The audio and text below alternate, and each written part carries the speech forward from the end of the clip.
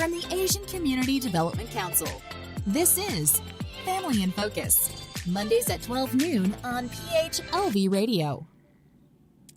Hi, everyone. Good afternoon. Welcome back to Family in Focus, a podcast brought to you here on PHLV Radio by the Asian Community Development Council, or ACDC, a nonprofit based here in Las Vegas, Nevada, meant to educate, empower, and connect the Asian American Pacific Islander community throughout the state of Nevada. And today's our topic is focused on COVID-19, but also specifically on the impact, of course, on families and especially children. Now that the latest news is that we can get vaccines, COVID-19 vaccines, available for children as young as 5. So we're going to be talking about that with some local health experts today. We're going to start with Dr. Christina Madison. She's been a guest on this show before, so welcome back. Dr. Madison is the founder of the Public Health Pharmacist, based right here in Las Vegas. Also on the show today, we have Lauro Solomo. He's the community health worker with Immunize Nevada. And both Lauro and Dr. Madison actually have been a big part of helping ACDC get the word out about the importance of vaccinations in general, but especially COVID-19. They both helped to hold clinics in the past to get shots out there for people of all ages. So I thought they were the two perfect people to get on this show today to answer some of the questions that are out there, especially when it comes to giving shots to children. Dr. Madison, I'm going to start with you. You've been just all over the place with this topic. You've been talking to, the communities all over the country, actually, not just in Nevada, talking about COVID-19 vaccinations. Ever since it started, you've actually been talking about this topic. But tell me the latest that's been happening right now, Dr. Madison, when it comes to the topic of COVID-19 vaccinations for kids. Because the latest is now kids as young as 5 in the U.S. Can get these shots anywhere, right?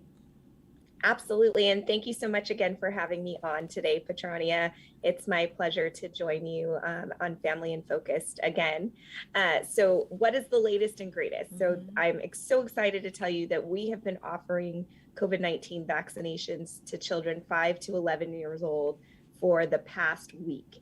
So they've been widely available since last Monday. We even saw a few pharmacies being able to offer the pediatric version of the Pfizer vaccine, the Pfizer-BioNTech vaccine, basically the weekend right after the Centers for Disease Control and Prevention chief, Dr. Rochelle Walensky, basically blessed it and said, that we are good to go. That was on Thursday. So we are so excited. We're so excited to be able to protect our school-age children.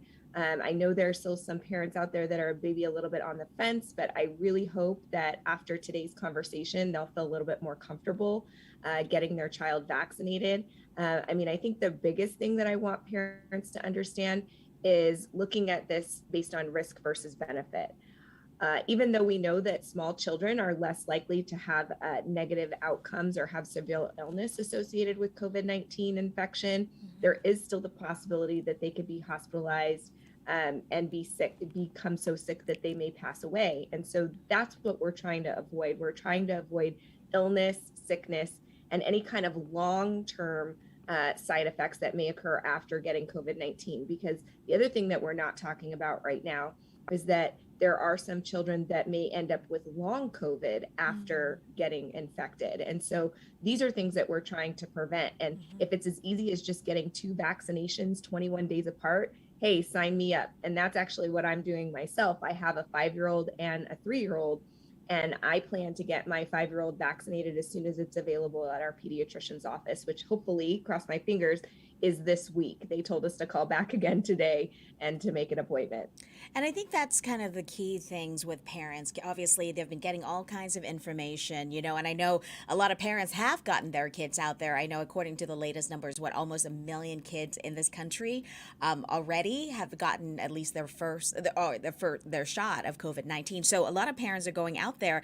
But so what are you hearing still from parents? I know there's some reluctance, but I think, and I think you brought up a good point to saying that, maybe the stats are that kids, if they do get COVID, maybe they won't get that sick. So do I really need to get the vaccines? But I mean, we're seeing a lot of parents really getting their kids out there to get their vaccinations as well. So it's interesting to see what's been happening out there across the country. Yeah, I think there's kind of two camps of parents, right? So there's the one camp of parents who are like me, who've been desperately waiting to have an available vaccine for their young children and have been lining up at the pharmacy and the pediatrician's office in order to get them this vaccine. And then I think there's another camp of parents that are still slightly concerned, right? Like maybe they made the choice to get themselves vaccinated, but they're still a little bit on the fence about whether or not to get their children vaccinated because they think, oh, my child is less likely to become sick or ill. And, it hasn't been tested or it hasn't been around that long. I'm just going to wait, maybe see if some other people get their child vaccinated just to see if anything happens. Right. And so obviously there was this, concern that was brought up early on when we started vaccinating adolescents around inflammation of the heart. But what I will tell you is that the studies that were done in the 5 to 11-year-olds, because it is a slightly smaller dose, it's about a third of the dose that we use for adolescents and adults, we actually did not see that adverse effect in any of the study participants, not to mention the fact that if you get COVID-19, you're actually more likely to end up with that inflammation of the heart or myocarditis. And so I think it really does go back to risk versus benefit. And I feel that at this point and at this stage in the pandemic, we really do need to get our school-age children vaccinated because that's where we're seeing a lot of the transmission. So God forbid, your small child, gets it at school, brings it home, and then you have a breakthrough case of mom, you have a breakthrough case of dad, then you've got holidays coming and you've got family members coming in from out of town and you've got great Uncle Sue or great uncle comes in and then you've got Aunt Sue. And then they end up becoming infected, right? And then that's what we want to avoid. We want to avoid the community spread. So it's not just the benefit of the child themselves, but also for their household and the community around them. Yeah, and Laura, I think this is a good time to bring you in. As Dr. Madison was saying, this has been such a big concern of the community. Tell me a little bit first about Immunize Nevada, because you've been working with ACDC, so people have been stopping by ACDC clinics, getting vaccinations, including COVID-19. They've probably met you and your team. For people who don't know, what is Immunize Nevada? What this agency is all about? Yes, so Immunize Nevada is a nonprofit organization that works alongside our many partners to achieve our goal of eradicating vaccine preventable diseases in our state. We are immunization advocates committed to improving the health of our community, and that all starts with communication, education, and action to meet our mission of disease prevention. And tell me about your partnership with ACDC. You have been very busy. I mean, ACDC has really been working hard this year to get the word out about, COVID-19 vaccinations and working with Immunize Nevada. Tell me about that partnership, what you've done so far up to this point. Yes, so the Asian Community Development Council is one of our amazing partners, and I have the honor of coordinating vaccination clinics at many of their events to provide opportunities for what is mostly, but not limited to, the AAPI population, easy access to COVID and flu vaccinations. This is a very important and vital partnership that we have because it gives us a chance to improve vaccine equity in Nevada, and we are able to address the issues and needs this vulnerable population has that may be influencing them to be vaccine hesitant. And, in my work, we are finding that language to be the most common reason Asian Americans may be hesitant. And we are able to overcome that barrier throughout the help of ACDC and our bilingual volunteers who provide assistance by translating information to them in our clinics. ACDC is an amazing organization, and their never-ending support and work towards development of the AAPI population is one of the reasons why we are largely involved with assisting the Asian community with their immunizations. And I truly thank them for involving us with their amazing work that they do. And you've been out there in the community, especially at their Shanghai Plaza clinic.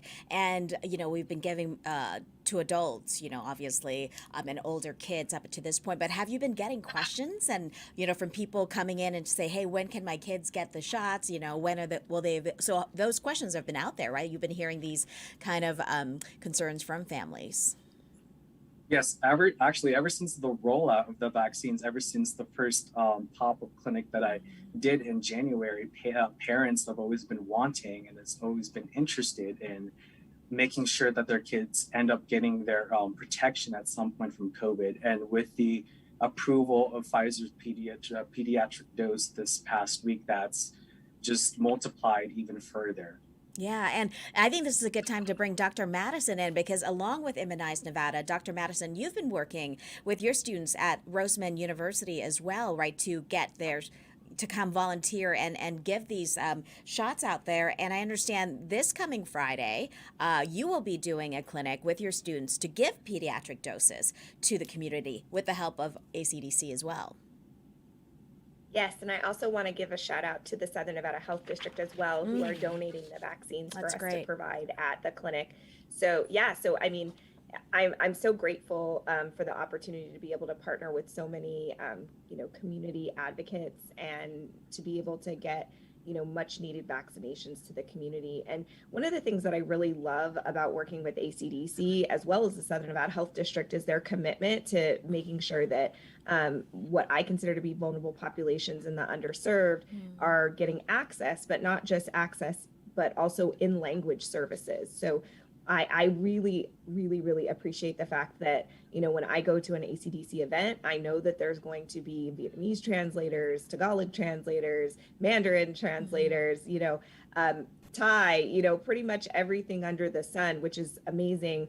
We had an opportunity to do vaccinations at the food distribution center last week. And I'll tell you, we were a lot busier than I thought we were going to be because, obviously people are coming there and they're there for food. And so sometimes their priority is just getting their food and then, going back home. But so many of them stopped and asked if they could get their vaccine as well. And so I think we had a really good system where we were able to provide the vaccination. And then while they were waiting to be observed to make sure nothing happened to them because they were in their vehicles, we were able to pack their trunks with the food donation. And so it was just really lovely to just see everyone there and just to gather and to be so community focused and just, so grateful for the services and grateful for people that truly want to help them and to make them to be as healthy and well as possible. And I think it's great because ACDC, of course, known as this organization that does so many things, including, the food distribution is one of them. They do other services as well. But when it comes to, COVID-19 vaccinations, just to have partners, I think, like through, what you do, public health pharmacists, Southern Nevada Health District, and also Immunize Nevada, just have that face that community health, and just to have that partnership. Because a lot of it, I think, Dr. Madison, if you kind of want to go into a little bit, is just that building that trust, right? Not only building the trust because of having, the Asian American community members or people of color like you and Laura working, but also that they know that you come from a public health background, because I think you have to build the trust on that level as well. And when ACDC partners with your group and Immunize Nevada, I think that helps build that trust even more. I would agree with you 100%. I always say, the conversations about our AAPI community, as well as the African American and our Indigenous brothers and sisters and our Hispanic brothers and sisters, is that a lot of those conversations were being had without that representation in the room. And I always say representation matters. And we should no longer be having conversations about us without us. And I truly am so grateful to have a voice in the room and to have a focus on public health, because I do feel that before this pandemic, it really was an afterthought. And that's unfortunately why we are in the situation that we're in right now, is because we didn't invest in preventative care services and we didn't invest in the public health infrastructure in order to make sure that this pandemic was not so extraordinary, right? There's no other word to say other than extraordinary and unprecedented. And, we already knew that there were health disparities that impacted our communities of color, but they were just exacerbated that much more by the pandemic.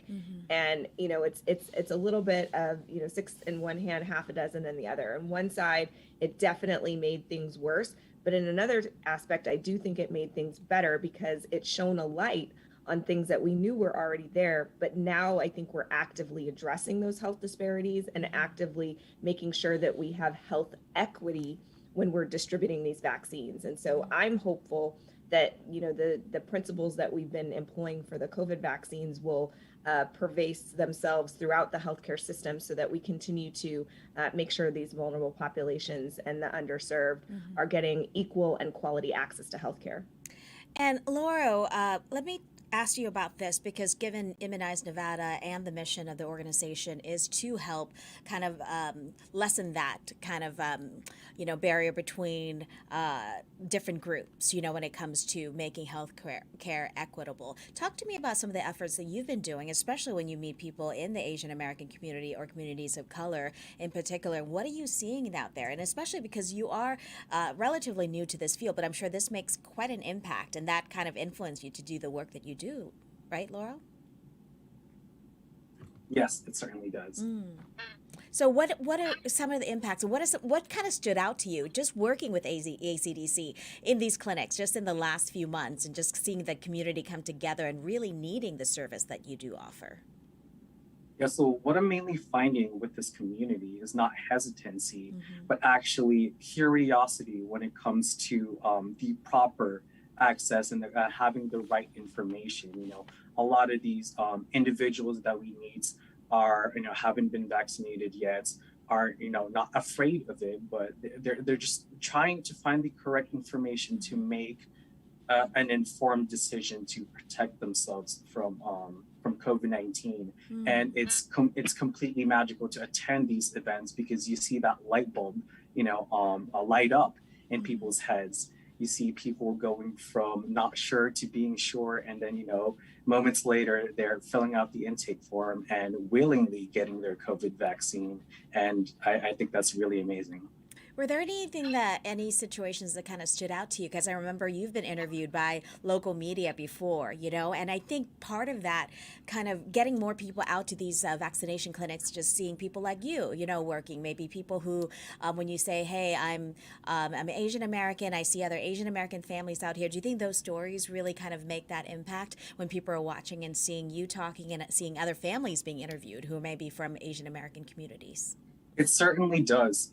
Kind of like what Dr. Madison was bringing up earlier, representation does matter. So when you see a public health worker or some sort of medical professional who looks like you, who speaks like you, who thinks like you, it makes a difference, appearing at some of these interviews and at some of these press conferences. I've been able to have this platform in order to talk to my community and influence them to make a good decision when it comes to protecting themselves and their family from the current pandemic that we're dealing with. Yeah, and staying educated is key. And Dr. Madison, I know we wanted to kind of veer into this subject again of getting kids vaccinated. A lot of families are having questions, and even harder, I think, parents having questions, and now parents, if they're dealing with things like what Laura was mentioning, the language barriers, the cultural barriers. So how are you stepping in when you're organizing these clinics, especially for ACDC this coming Friday?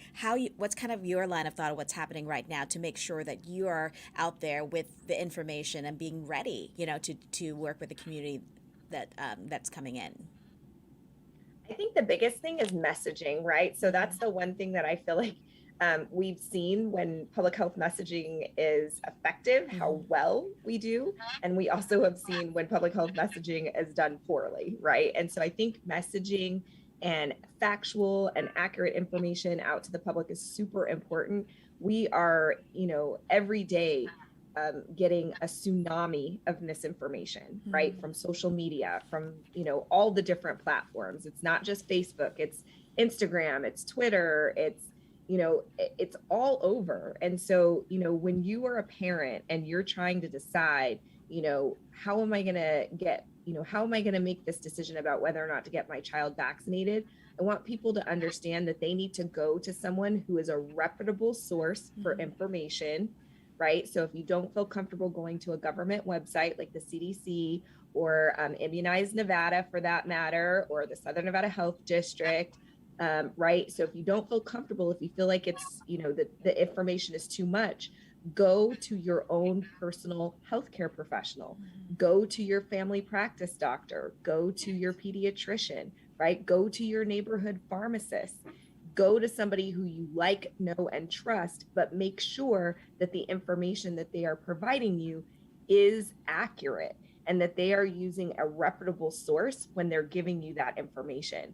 And so again, it comes down to messaging and where people are getting their information from, and understanding that your friend on Facebook may be sharing something on their profile that may not be the best source of information for you to decide to make a medical decision for your child, right? And again, I will re-emphasize the point that these vaccines have been found to be safe and effective for not just children, but for adolescents and for adults. And there have been billions, that's billions with a B, of these doses administered all over the world. And so if we were thinking that some crazy thing was going to happen with these vaccinations that was going to somehow wipe out the human race, we would have seen it already, right? Yeah. So just remember, safety is very important. Efficacy is very important. And both of those things we know have been shown time and time again, study after study. We even know now that it's okay to mix and match vaccines for our adults. So again, as the science continues to evolve, we want people to understand that things aren't changing. We're just learning more as time goes on. And as soon as I have that information to provide to you, I'm going to give it to you. And I really want people to understand that having that appropriate messaging, making sure that you're going to reputable sources, that's how you're going to make the best decision for yourself and for your family.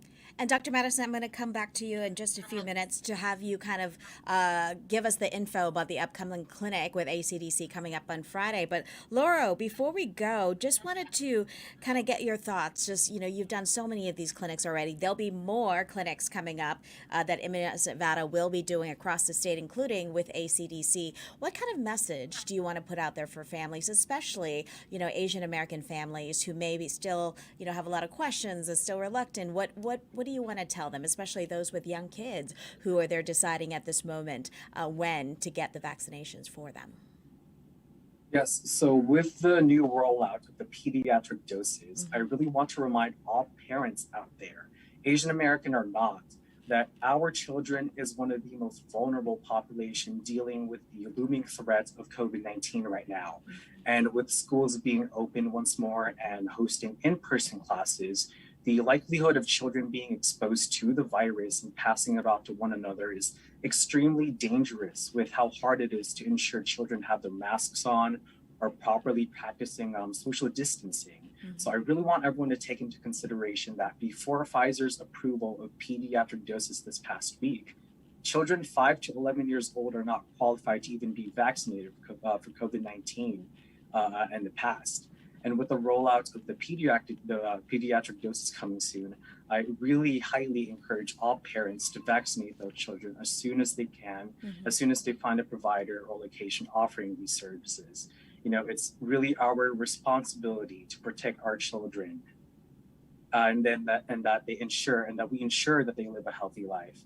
And during this global health crisis we're dealing with right now, the best way to start is to make sure that they receive their immunization. Right. I really want to remind all parents, again, listening right now, that vaccines work and that vaccines save lives. And so people please can be your parents and make sure your family is safe and protected. No, that's great. And then people can go to your website, right, for more information, because you offer all kinds of services with healthcare and information and resources for Immunize Nevada as well. Yes, our website is nvcovidfighter.org. And you can find all information that you need to access in order to make an informed decision, and also all the upcoming pop-up clinics that we're going to have throughout Nevada. That's great. Thank you so much, Laura. And Dr. Madison, fill us in now. This coming Friday, this is the one where pediatric doses will be available for families, right, at Shanghai Plaza with ACDC. Yes, we will be there from 10 to 2. At Shanghai Plaza, we'll be offering all 3 COVID presentations, as well as the pediatric dosing and flu vaccines for those who are uninsured. So we're really excited to be able to provide these vaccination services because we know that it's needed in our community. And if you missed this one, no big deal. It sounds like Immunize Nevada has many more planned. And I'm happy to continue to work with ACDC in the future, because we know that this is not a one and done kind of thing, right? It's going to take time for us to be able to vaccinate all of the eligible individuals in our community. And so I think the key here is access and making sure that people have access to these vaccinations in the most convenient way possible. So if you're in the area and you're going to, 85 degrees and you're getting some pastries, or if you want to, if you're getting some pho across the street, come visit us, right? This is something that we want people to be an easy decision, right? Something for you to come in, spend 15 minutes with us, right? Because we have to observe you for at least 15 minutes. And then you can go about your day. Most people don't experience, significant side effects. It's typically maybe a little bit of fatigue, a sore arm, possibly a headache, and maybe a very mild fever, but it goes away within 24 to 48 hours. And for me, that seems like a very small price to pay if you think about all of the health benefits. Are kids getting those same side effects as well? I meant to ask you. I know adults, and which I have, but are kids feeling those fatigue and chills and those things that adults have been getting? Such a great question, Petrania. And I will say, on average, most of our pediatric patients have actually experienced less side effects from the vaccine. Interesting. So the number one side effect that they saw in the clinical trials was the sore arm and a little bit of a headache. But most children, it went away within just a couple days, and they're actually experiencing less significant side effects. And it's probably because the dose is slightly lower, right? Remember, we said it's about a third of the dose for adolescents and adults. Right. And the goal for that dosing was to be able to provide the most amount of what we call neutralizing antibodies. That's what fights off the virus, without causing side effects. So again, that was part of why it took us a little while to come up with the right dose for children, because we wanted to make sure that we were not sacrificing the effectiveness when we were trying to help with the safety, to try to reduce some of those potential side effects. So much great information. Thank you so much, Dr. Madison, and also to Laura Solomo from Immunize Nevada. Both of you have done great work in the community, and we're so happy to have you on the show today, giving more information out there to our community. So thanks again to both of you for joining me today, and thank you so much for listening and watching this episode of Family in Focus. We'll see you again next week.